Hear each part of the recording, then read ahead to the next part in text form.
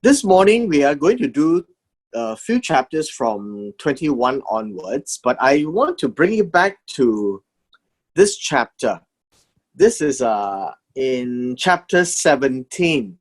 And chapter 17 was the first time when God actually spoke to Abraham very specifically regarding Sarai going to give birth to a son. And in verse 17, right here, when Abraham heard it, he fell on his face and laughed. And that's what I want to point out to you.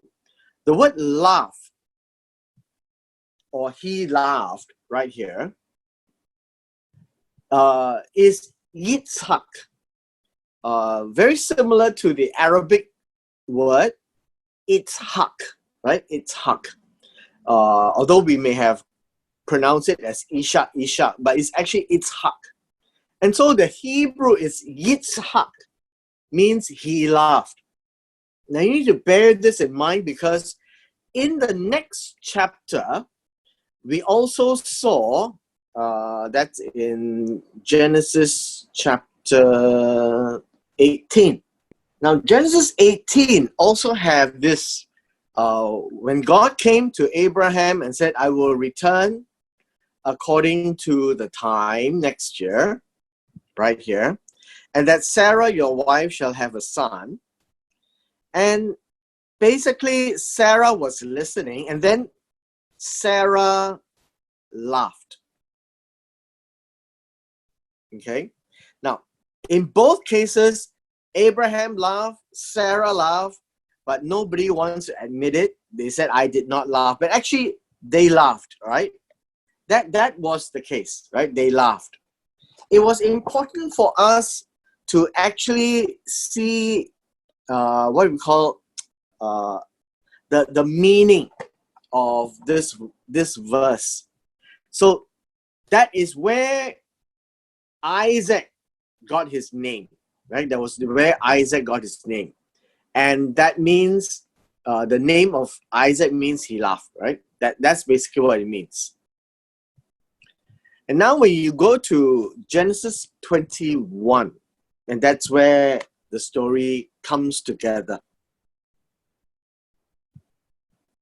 In Genesis 21, we find that God came to Sarah, just as he said. He conceived, bore Abraham a son at his old age. Now, this is a very unusual and you can call it a miracle because Sarah would be 90 and Abraham is 100.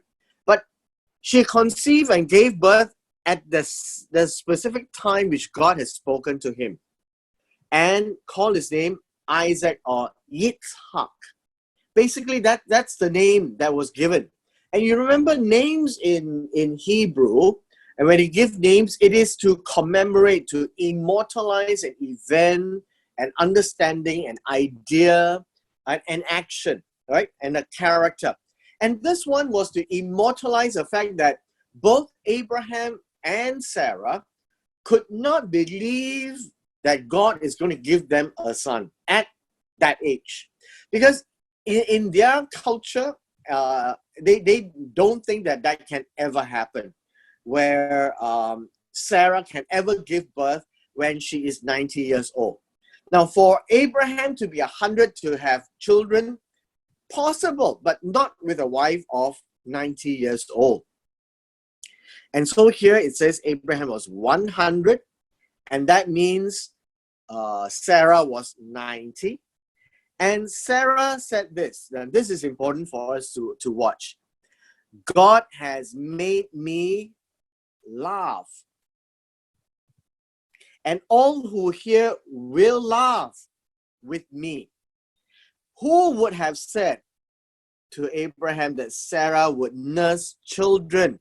For I have borne him a son of this old age. This is where the meaning of Isaac's name, he laughed, comes to the conclusion. It is not about mocking God or not believing God and laughing that, how can a woman at 90 give birth?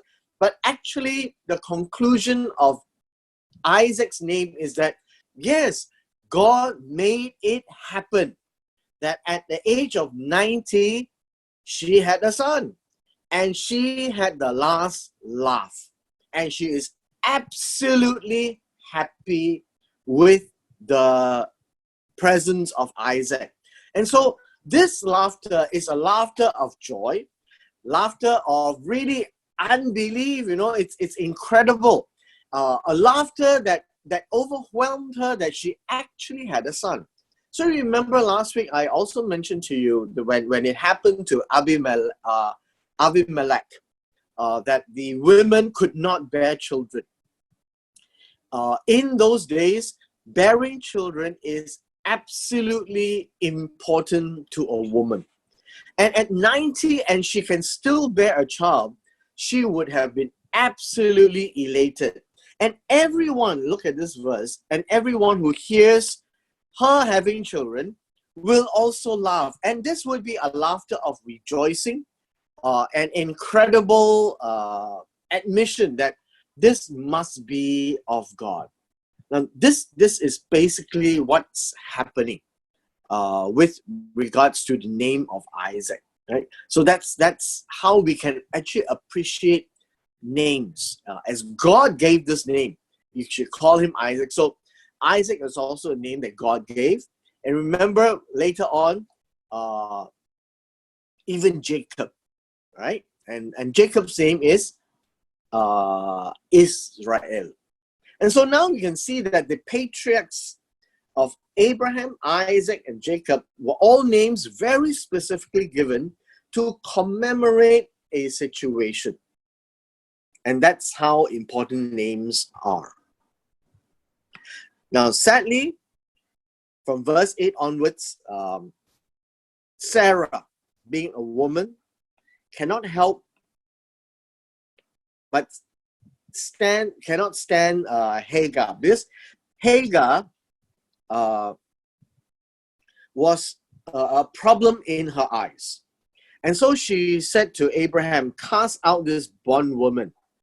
Remember, bondwoman means she is actually belonging to the family or household of Abraham. And she is from Egypt. And her son. Now, where did she come from? Maybe from chapter 12, the first time they entered into Egypt.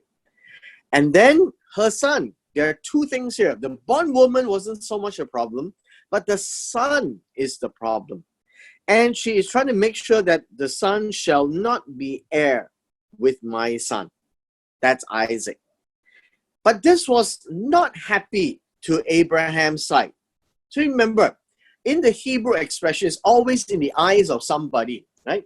And he was not happy at all. Why? Because Ishmael is also his son. And then God said to Abraham, don't let it be displeasing because of the lad or because of Hagar. Whatever Sarah said to you, just listen to her. So listen to her voice. Listen to what she says. For in Isaac your seed shall be called. So God is saying the words of promise via Isaac holds. But still, Ishmael is the son of Abraham and God honored them. So I will also make a nation of the son of the bondwoman because he is your seed. And you understand this. In chapter 15, God told Abraham he will have a son. In chapter 16, they tried to help God by giving Hagar to have a son. And whatever that may be, that I would say is a mistake on the part of Sarah and Abraham. But whatever it is, the saying, right? Nasi sudah jadi bubur. The rice has become porridge. It has happened. And the child was born.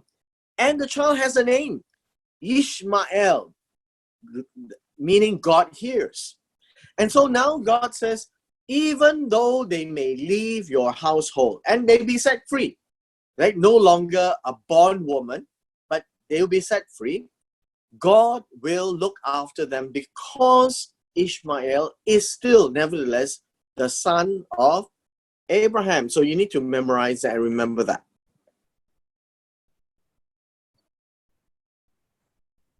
And so they left, right? So these verses will tell us that he left. And then they were crying in the distance. The angel of God called to Hagar and says, "Fear not, for God has heard the voice of the lad. Arise, lift up the lad, hold him with your hand, for I will make him a great nation." So God also promised that this child will be a great nation, one nation. God opened her eyes, saw a well of water, and they survived because there was water. God was with Ishmael. He grew, dwelt in the wilderness, became an archer, very sharpshooter with the bow and arrow, right? But look at where they stayed. They stayed in the wilderness of Paran. The wilderness of Paran is actually in that area of Canaan. They didn't go far, far away. They were just living south of where Abraham lived. But it was nevertheless the wilderness. And the mother took a wife for him from Egypt because she was from Egypt.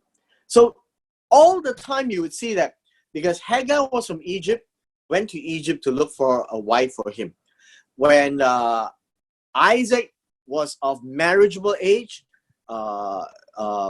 Sarah, Abraham sent the servant to Haran to look for a wife. So it always comes back, and this seems to be the culture of the day. Now in verse 22, there was a problem. The problem was that there was not enough wells and there was not enough water. But we always remember that in chapter 20, right, there was the arrangement with Avimelech, and God punished Avimelech for taking in Sarah, but eventually let them go, gave them gifts, and they became friends, right? They formed a covenant. And so Abraham swore this, that he will not deal with Avimelech falsely, meaning what he says he will do with my offspring or with my posterity, meaning whoever comes after, that there will be kindness to what Avimelech has done to Abraham, protected Sarah and blessed them, and allowed them to stay in this land. And so when Abraham rebuked Avimelech of a well of water, which Avimelech's servants had seized, he didn't know about that. And so whatever it is, they now form a covenant. What is this covenant? The covenant looks this way. Covenant means a promise, an agreement. And so Abraham set 7 ewe lambs of flock by themselves. 7. An oath or a swearing is by repeating, as Jehovah lives, this is what I promise to do. This is what I say that I will do. And they will say it 7 times. And so 7 ewe lambs became the covenant sign. This is what it means.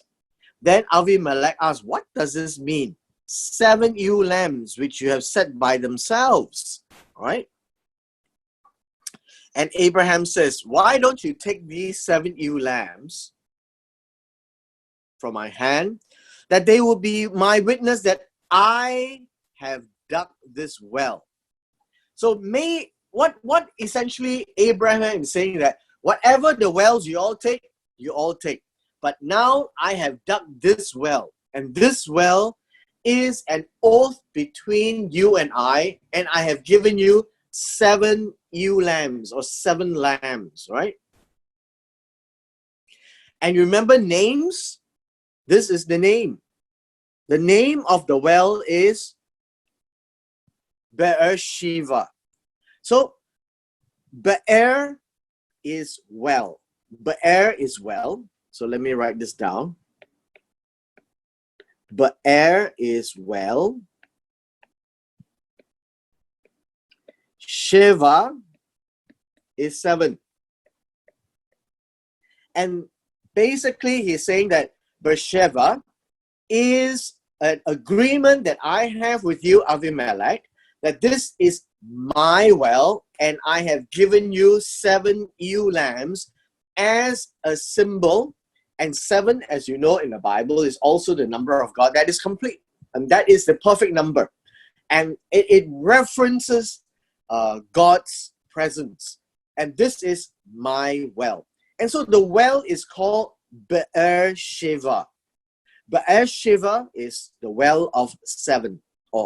And then you find that in the future, we have another person by the name of Bathsheba, the daughter of 7. It's the same Shiva, right? Same Shiva. Bathsheba, Beersheba, 7. Okay?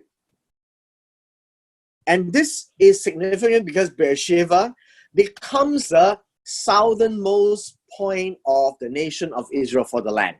So it will always be from Dan to Beersheba. Beersheba would be the southernmost point, and that's where it starts. It all starts here. And this is how they made a covenant at Beersheba. And so Avimelech rose with Phicol, the commander of his army. They returned to the land of Philistines. Abraham planted a tamarisk tree. To be honest, we don't know what tree it is. It is some tree in this place called Beersheba. And then he called on the name of the Lord. Basically, what it means is that from here, he prayed to God and he remembered God. And and by God, we are talking about Jehovah.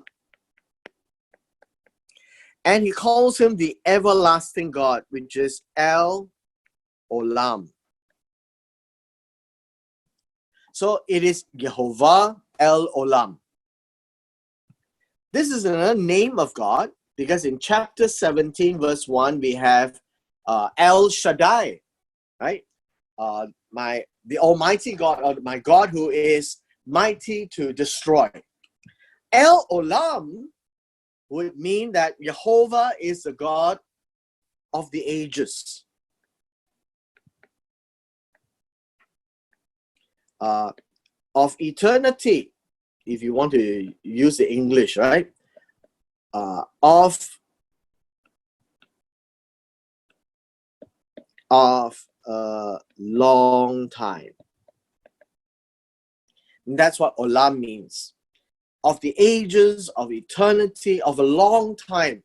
And here this would be significant because Beersheba will be a symbol, a place, a well, a location, a marker for God, who is the God of the ages. So for all times, you could say. All right? Now, let me show you a picture. All right? Let me show you a picture. I'm not sure whether you all have seen wells before. Let me show you this well. This is a picture of a well. This well is one of the natural wells that were there that has not been disturbed by civilization, has not been disturbed by modernization. This was in the wilderness, in a place called Niat Kedumin, and it was designed down and fenced up as a reserve area to teach people like ourselves the flora, fauna, and the natural landscape of Bible times. Now, this well itself is about, 2 feet wide, and it would be about 15, 20 feet deep inside, and it will reach the water table, and it would fit a man. And it generally was said that that was where probably how Joseph was thrown into the well. This could also be one of those wells that Abraham dug, Beersheba, right? And that's how it is. And they would be reeling out baskets of leather, of water out of the well to feed the flock. This is, to give you an idea, it's nothing like our modern day, but the principle is the same. A hole dug into the ground to the water table so that they can fetch water from under the ground. All right. Now let's continue.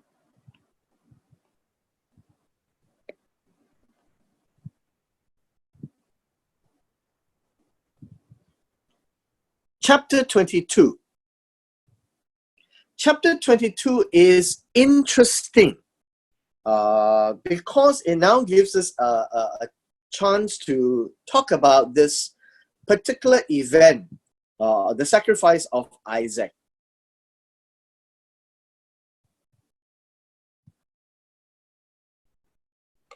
So let's look at this.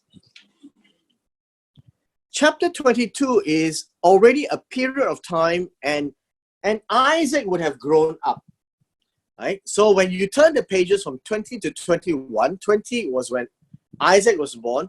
22 was a long time thereafter. Abraham was even older, and Isaac has grown up. And so verse 2 says, take now your son, your only son Isaac, whom you love. So understand this. Isaac is not the only son. Abraham had another son, right? Remember? In the previous chapter, his name is Ishmael. Sorry, wrong spelling. Ishmael. And his other son is Isaac. Ishak. But Isaac was the only son whom he loved, and he was the promised son, right? That was why he was well loved. That is how the phrase works. So you cannot say that Isaac is the only son. Isaac is the second son, but the second son is the one that is going to preserve the heritage and inherit the covenant and the promise of God. Ishmael from here on would be part of history. And God says, bring him to the land of Moriah and offer him there as a burnt offering on one of the mountains on which I shall tell you. So the land of Moriah were hilly. So if you could see it this way, the land of Moriah was like that. And so where would God want them to go? Was it here, here, or here? We don't know. But this is Moriah. And so God says, when you arrive there, I will show you what I want you to do. Right? That's basically how the story goes. Now, you know this story. You've told this story probably for your Sunday school kids. And so we won't go through all that. They went early. And then after that, they told the servants, you wait here. And we will come back to you. And that is how confident Abraham was. I will go over there and I'll do my worship and offering. And so you understand, worship is not just the process of bowing down, but an honor to God. And here in this case, we also know that it includes offering. To do a burnt offering, as you can see here. All right. Now, what else did happen? Oops. Isaac then asked, what's going to happen? There is no lamb for a burnt offering. And for some reason, they know what a burnt offering is. And was to offer an offering to God. It says God will provide for himself the lamb for the burnt offering. So they went up, built the altar, put wood, and then he bound Isaac, his son, laid him on the altar. Now you need to understand, for some reason, Isaac never struggled, he never questioned, and then Abraham stretched out his hand and took his knife to slay his son. But the angel of the Lord called to him from heaven, Abraham, Abraham, here I am. Now let's pay attention to this. Do not lay your hand on the lad or do anything to him. It's done. I think this test is over. For now, I know that you fear God. Not that I didn't know, but now this is the extent how far you are afraid of God. And as what God has told you, you would do, even at the expense of your son, since you have not withheld your son, your only son, and then you need to underscore this, whom you loved. If it was any son that he did not love, he could actually have sacrificed him. Not a problem. But the son that he particularly loved, that means that he has given everything possible to listen and obey to what God said. So you have not withheld your son, your only son, from me. So as God has asked, you have given. You haven't even put any thought to it. Now we read in the book of Galatians, right? Paul was talking about the fact that, well, Abraham believed that even if he died, he would be alive again. Because God has promised. What has God promised? That he will have a son. And even at this point in time, as this test goes on, he also believed that he will still have a son. If Isaac dies, Isaac will live and we will come back. For some reason, somehow, that will be the case. Now that the test is over, let's look at what happens. And you know this story well. He lifted his eyes. There was a ram caught in a thicket. Took the ram, offered it as a burnt offering. And Abraham called the name of the place, the Lord will provide. And this is wrong. Okay. Verse 14 tells us this. Abraham called the place Jehovah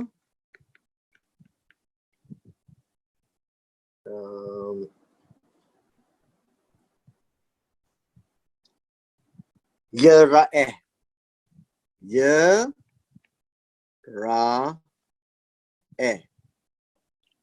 Now I know that for a long time we said that this was Jehovah Jireh. So let me just put it down. We've always called it Jehovah Jireh. You need to understand that in the old days, the J is actually a Y. Okay? So it would have been Jehovah Yireh. And that's a Greek translation of the Hebrew. The Hebrew is here. Yera'eh. Yera'eh. Yera'eh will mean something different from what you think. If you look back at the text here, it says the Lord will provide. But what it does mean is this.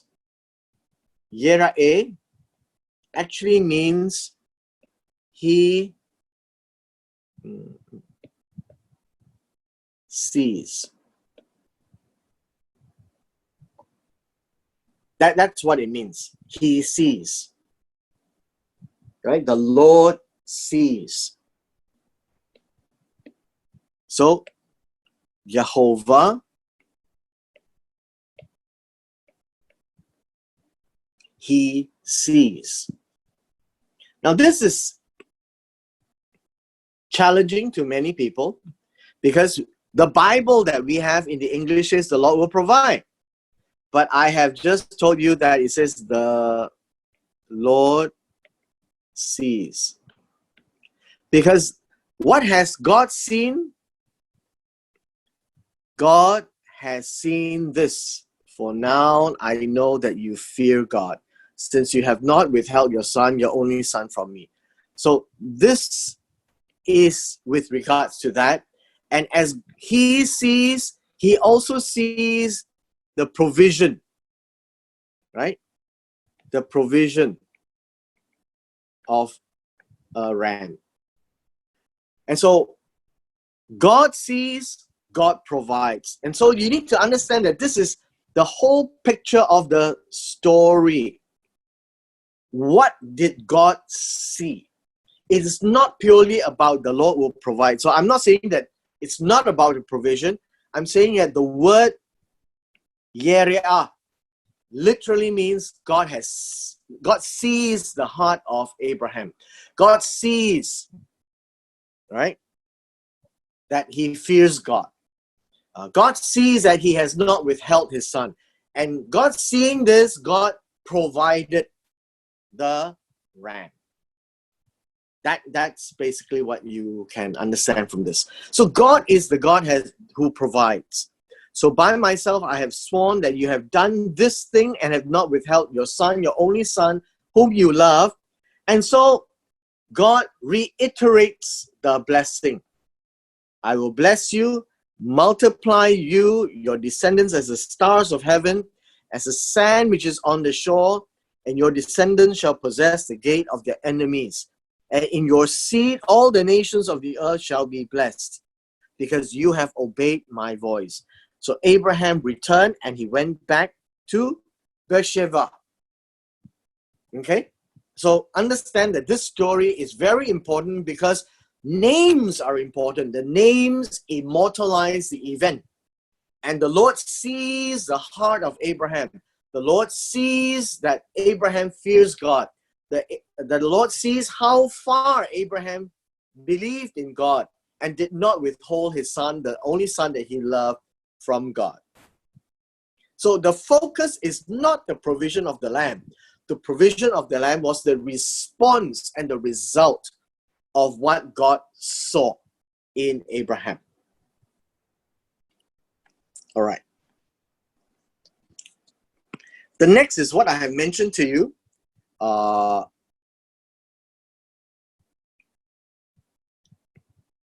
It speaks about Nahor, right?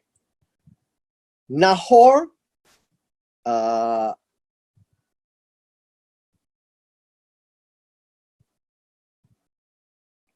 Nahor is your brother.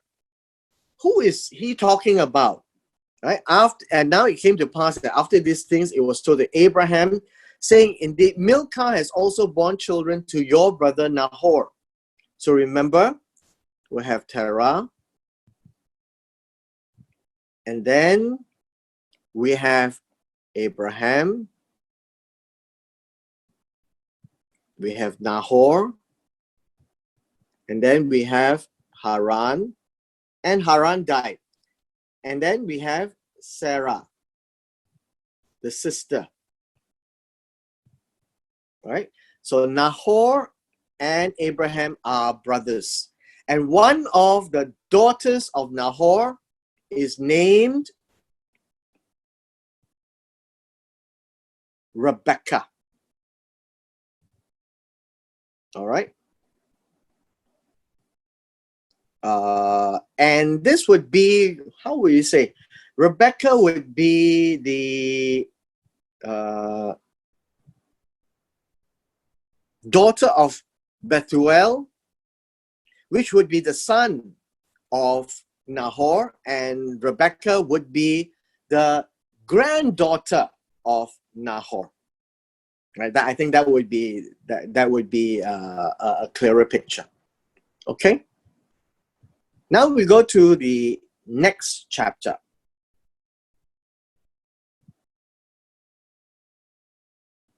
The next chapter speaks about the death of Sarah. A sad situation, but understand this, she lived 127 years, which means that at this point in time, Isaac would be 37 years old, right? Why? Because when Sarah was 90, she gave birth to Isaac. Now she is 127 years. Isaac would be 37 years. And so that was how old Sarah was. And Sarah died in Kirjath Arba, that is Hebron. Today's Hebron is in the West Bank, right? In the land of Canaan. And Abraham came to mourn for Sarah and to weep for her. And then Abraham stood from before his dead, meaning the body of Sarah, spoke to the sons of Heth, saying, I am a foreigner and a visitor among you. Why is he saying that? Because Abraham came from Ur of the Chaldees, from present-day Iraq. And so he is said to be a visitor and a foreigner, but that is the land that God was going to give to Abraham's descendants. And so here, Abraham says, give me a property for a burial place, that I may bury my dead out of my sight. So burial is a tradition of human civilization. And says this, the sons of Heth answered Abraham, here is my Lord, you are a mighty prince among us. You can just bury your dead in the place you choose, in any of our burial places. And none of us will withhold from you his burial place, that you may bury your dead. That was not what Abraham wanted. Abraham said, if it is your wish that I bury my dead out of my sight, hear me. Meet me with Ephron, the son of Zohar, for me, that he may give me the cave of Machpelah, which is at the end of this field, and let him give it to me at the full price, as a property for a burial place among you. Now, what is Abraham doing? Abraham is not wanting to take anything from this people in Canaan. And Abraham says, I will buy it from you so that it will be a place where he owns. Now, we have a name here called Machpelah. Right? Machpelah.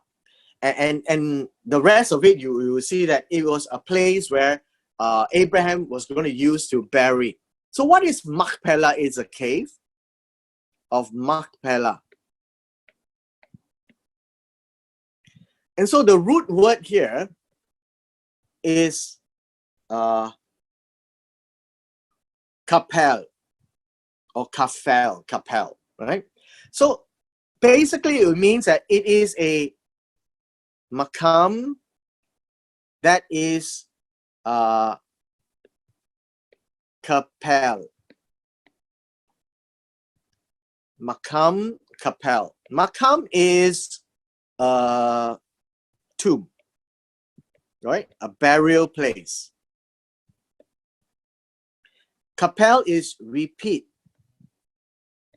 So basically, Machpelah is a place where Abraham could use the place for repeated burials, which means that you can actually use it over and over again. That is what Machpelah actually means. All right. And so what you would find is that at the end of the day, Abraham buried Sarah in Machpelah, in Mamre, in Hebron, in the land of Canaan. And this is deeded to Abraham. It is a property for a burial place. So it is a family tomb. You can call it a family tomb, which means that you can repeatedly bury.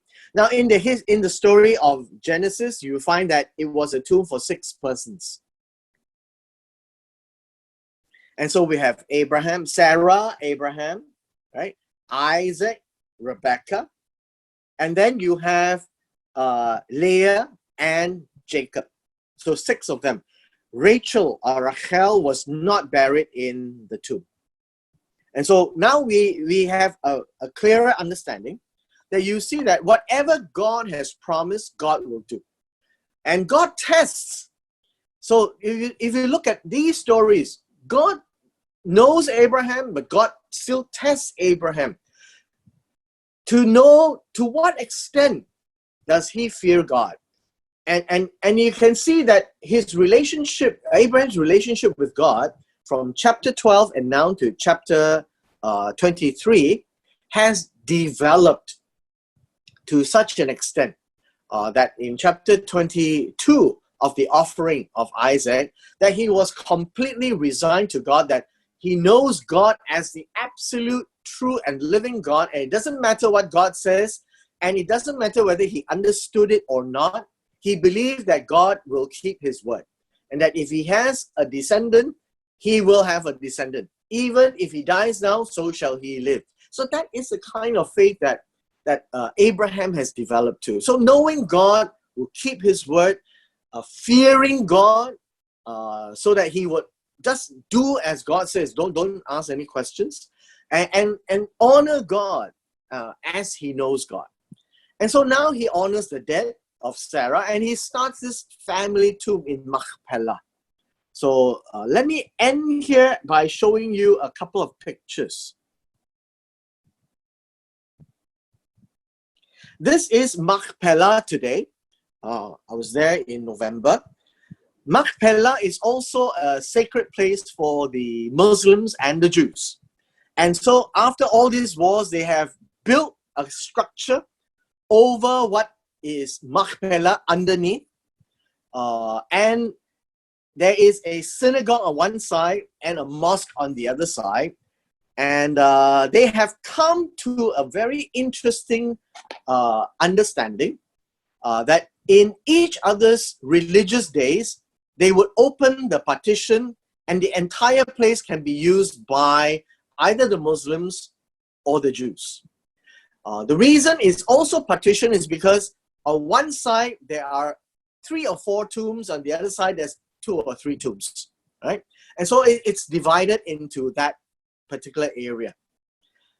This is how it looks like from the Muslim side, and this is the mosque in the Muslim side. And what you see here is the maqam. The maqam would be the tomb, right? This would be the tomb. What in what you call it in Arabic, maqam is actually the tomb that is not the burial place, but it is a marker, right? It is a marker. That's basically what it is. So the tombs is likely to be buried way underneath, right? Underground. All right. This one here is a popular place, and you can see this by the name. It's Ibrahim, and that means that this is Abraham's tomb. Now, this is not the tomb, this is just a tombstone. And so the tomb would be way below the ground. So this will give you a picture. Machpelah is a real place, even till today. And it's in Hebron. All right? Any questions? Pastor, those people who live in Canaan before Abraham moved in, are they the actual aborigines of the place? I won't use the word aborigines. They were very civilized people. There were many nations there, to put it that way. Okay, let me just back up. You know, when the Bible says nations, it doesn't necessarily mean they're Russia or US or China, right? They are a nation means they are a very large number of people of a particular tribe. So Avimelech would be from the Philistines, right? The Philistines, the Gaza area. Then these are people who are living next to Abraham. They are civilized people. They are nations. They own the place because they have been there before Abraham. You remember, Abraham is from Ur of the Chaldees, and there were people already living there earlier on.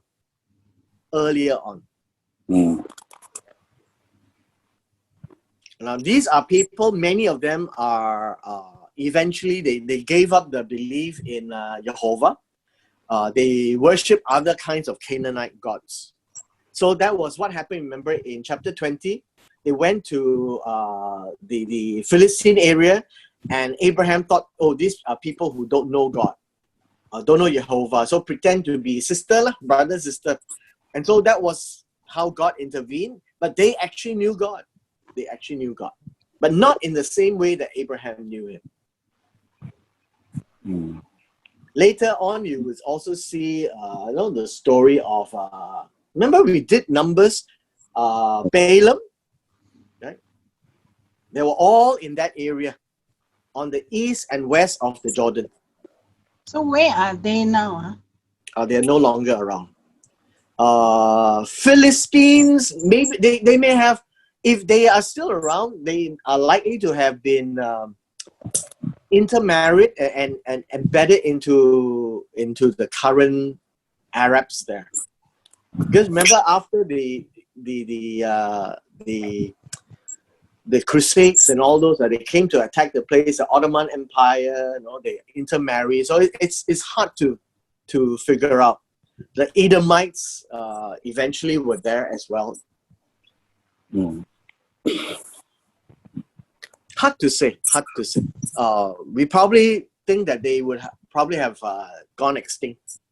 You remember in the book of Joshua, when they came in, they conquered the land, and they were supposed to depose them. Many of them remained, and so they were still little bits and pieces of nations still amongst them. But likely over time they would have died out. But I can't tell for sure. So today we can't actually single out anybody as Philistines or Edomites. Unlikely, because the intermarry has and the intermarriage of tribal have gone so far. It's hard to say. But we do know that Gaza is still there. The Gaza area, the Philistine area is still there. Even during the Roman times, that's why the Roman Emperor Hadrian changed the name of Judea to Palestina. Palestina is actually a Roman name for Philistines. Basically, remember the Philistines, Goliath, they fight with David and always fighting there. They took hold of the Ark of the Covenant. You know the stories in 1st and 2nd Samuel. So that carried on to the Roman days, and Emperor Hadrian says, let's forget about the name Judea. Let's call it Philistine. That was where we get the word Palestina and Palestine today. Oh, even the British recognize that. Yes. They were still called that name even at the British Mandate. The Emperor Hadrian really didn't like them so much that they changed the name of Jerusalem, they changed the name of Judea, they kicked them out, they moved them away, they burned all the Jewish books and forced all of them to speak Greek. But at this point in time in Genesis chapter 23, they are all living together happily. Remember the promise in Genesis 15 was they will come back after 400 years. That 400 years was the killer. They had all sorts of gods by that time. Not too difficult a passage. It's just to remember God do tests. God honors his word. He makes sure even the impossible he does for what he has promised. So this is the God that we can trust. And you've seen a little bit of the culture. All right. See you again. Okay, thanks, Pastor. Bye-bye. Bye-bye.